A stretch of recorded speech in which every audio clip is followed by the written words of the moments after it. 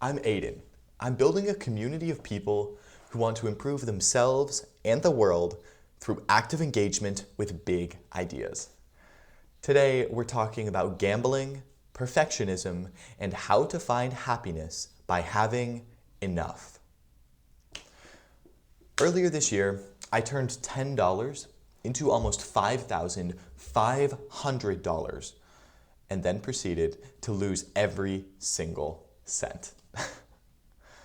Here's the story of how it happened and what I learned. About 6 months ago, I went to Las Vegas for my 21st birthday with my two triplet brothers, my dad, and my uncle. We saw the sights, enjoyed the city, went to an Ed Sheeran concert, and enjoyed our newfound abilities to drink and to gamble. I specifically remember about the second night we were there. We were wandering around the strip and we decided to enter one of the many casinos there. Our uncle had given me and my two triplet brothers $200 between the three of us to do as we saw fit, and we wanted to gamble with the money. So we sat down at a blackjack table and put down a $100 bet. And I still remember the tense anticipation as the cards were hitting the felt and the excitement of doubling our bet. And then I especially remember the way we whooped and hollered and high-fived when, the dealer busted and we came out $200 richer than we'd been just 5 minutes before. It was a thrilling experience, and it was made all the better because I was able to share it with my brothers. At that point, I realized why people gambled. It was exciting, and it was super fun to sort of share that excitement with the people I was with. Before this experience, I had kind of dismissed people who like to gamble. I thought it's kind of dumb, right? It doesn't really make that much sense. Like, the odds are stacked against you, and yet you keep playing. Like, do you want to lose money? And that was my mindset before this night. But the thrill of winning that money and not doing any work was crazy. And after that point, I actually didn't gamble for another month probably, until a friend introduced me to poker, and I instantly fell in love with poker. The game is deeply strategic and skillful, but there's also an element of luck and chance, and that combination makes it captivating both to play and to watch. And so I very, very quickly fell in love with the game. After my friend showed me the ropes and we played a little bit and he taught me the rules, I did a bunch of reading on my own and I got pretty into it. I read a lot, and after a couple of weeks of reading and strategizing, I thought I was ready to try my luck in the big leagues and put a little bit of my actual money on the line. So I sat down at my computer and I logged into an online casino, and there I began to play online poker. For those of you who play poker, I was playing low stakes, micro stakes even, $5 max buy-in, 2-cent, 5-cent blinds, but pretty small stuff. And over the course of a week or two, I came out pretty much even. I would lose a little bit and then win a little bit, and didn't really have that much of a change in my financial situation. It was pretty fun and just a little distraction and something that I enjoyed getting better at, right?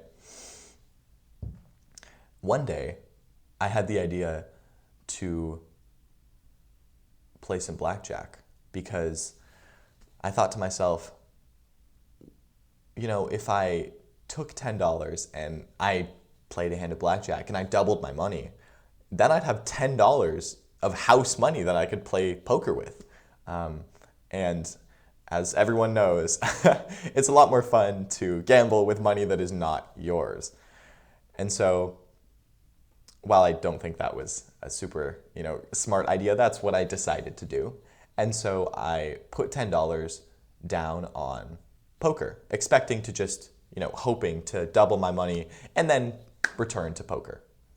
That's not exactly what ended up happening. What did end up happening was that I turned that initial $10 into, at its peak, almost $5,500. And then I proceeded to lose it all. I know what you're thinking. What the f***? How does someone lose $5,000? I mean, that's the question I was asking myself 4 months ago when it happened, and I'm still asking myself right now. But gambling is tricky because I didn't know when to stop. Honestly, I couldn't stop. The randomness of it seduced me. Like, I remember thinking to myself, well, if you turn $10 into $5,000, it shouldn't be that hard to go from $5,000 to $11,000, right? You just double it once. I've already 100 times my money.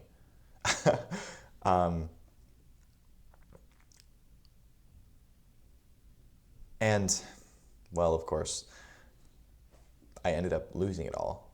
And there should have been some point at which I would stop and be content. But there just wasn't. I remember telling myself, one more hand, and then we're withdrawing it all. And then I would inevitably play one more hand after that, and one more hand.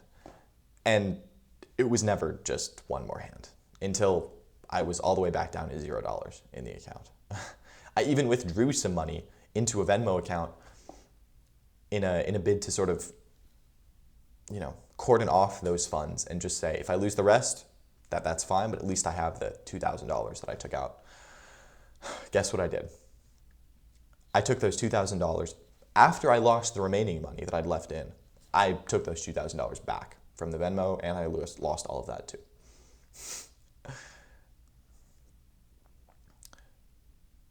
It doesn't feel like real dollars and cents when it's just on the screen like that, when it feels like it's just come out of thin air. And so it's easy to just want to use it for the dopamine, use it for enjoyment, use it for the continual chase of the big win, And, well, I just couldn't stop, or I just didn't know when I could put my foot down and say, this is enough. As I've been thinking about it more, I've realized there's a lot of parallels between my experience gambling and with the phenomena of perfectionism. Now, perfectionism is something else that I've dealt with to varying degrees for a while. I think it's pretty easy to get drawn into the trap of trying to make everything you do perfect, especially as someone who draws a lot of their identity and self-worth from school. And when you get graded on something, you want to make sure that it's good. But for me, my perfectionism was manifesting as procrastination, which is kind of ironic, isn't it? You want it to be so good that you can't even start. But I was often paralyzed. I would be given an essay and I would wait until the night before to do it. I literally couldn't even start until the night before because I was so terrified of creating a bad draft and then having to look at that and say, I did this and it's not good enough. That's like saying I'm not good enough. Yeah. I mean, perfectionism in psychological literature is defined as demanding of oneself or others a higher quality of performance than is required by the situation. And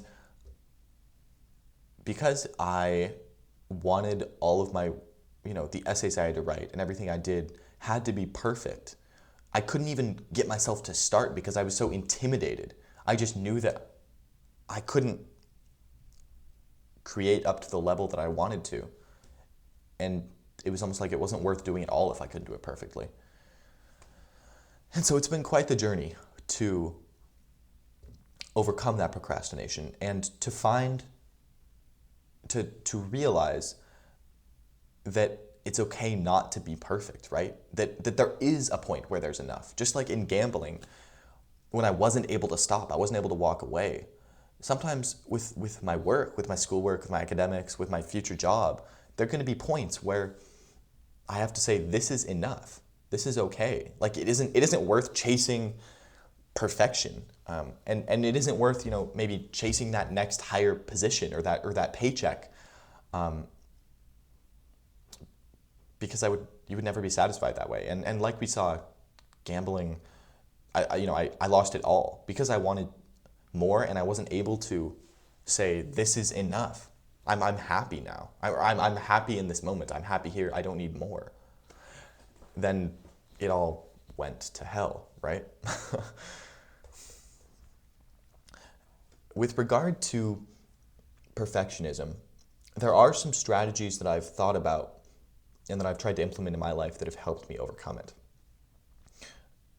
First of all, and the main one, is starting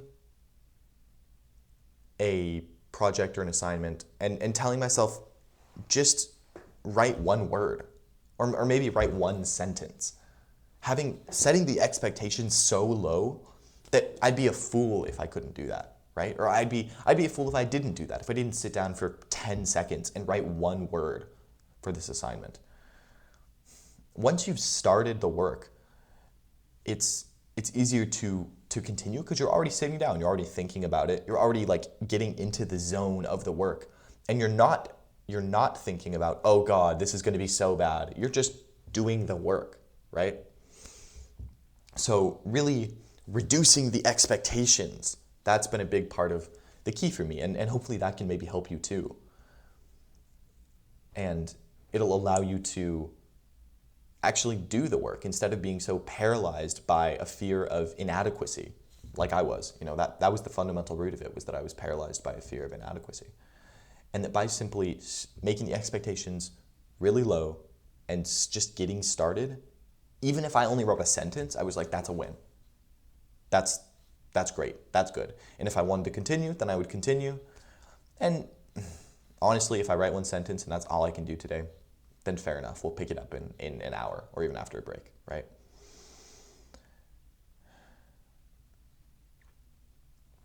The second strategy that I've been trying to implement is one of almost exposure therapy, where I force myself to turn in something that I'm not totally satisfied with.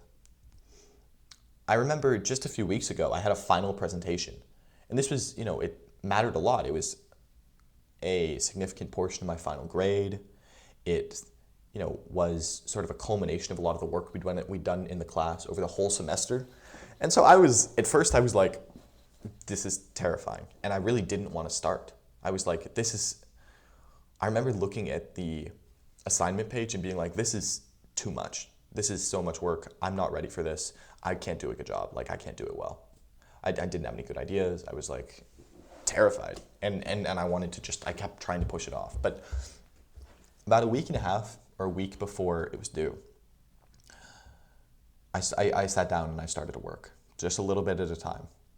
And then when the due date came, I still wasn't totally happy with it, but I wanted to force myself to turn in something that was subpar. The exposure therapy part of this is doing something that is not perfect and turning it in, not just sitting down and writing it, but actually turning it in to be assessed and saying, I know this is not the best possible work I could ever do, but it's good enough. And to sort of learn to be okay with good enough, right? A lot of things in the future, we're not gonna have the time or the energy to make perfect. And it's more important that we actually do it, that we get it in on time, and that it's good enough, right? Good enough is not a very high bar. It has to be done, right? And so I volunteered as one of the first people to give their final presentation, as a way of sort of telling myself, it's okay that this isn't perfect. And it wasn't perfect. I stumbled over my words. I think there was ways that I probably could have improved the presentation. There was a slide or two that I should have added. It didn't go flawlessly. It wasn't perfect. But afterward, I was really proud of myself. I was like, we did it. Even though I wasn't ready and I didn't feel like I could give a good presentation, it turned out good enough. I did all right. I got a decent grade.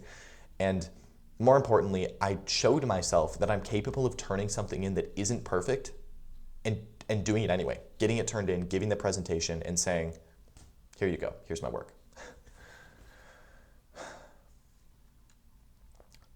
I hope that this video has given you a perspective on the importance of having enough and sort of identifying what is enough for you in different aspects of your life. With regard to gambling, I needed to realize that I needed to cut my losses, or at least I needed to get out before I kept chasing that next high and it all came crashing down. And with regard to perfectionism, I needed to decide how much effort is enough and when should I say, this is good enough, I'm going to turn it in and be done. I'm going to say, here's the product. And I think that by implementing some of the strategies we talked about and by hearing my story, hopefully you'll be able to make better decisions and to sort of think yourself about how much is actually enough and how do I get there and how do I make sure that I don't get caught up in always trying to make everything perfect, control everything, and chase that next high, basically. Thanks so much for listening. And if you liked what you saw today, then maybe subscribe or give a thumbs up. And I hope to see you around for the rest of the videos I'll be putting out, where we talk about all sorts of really interesting topics together.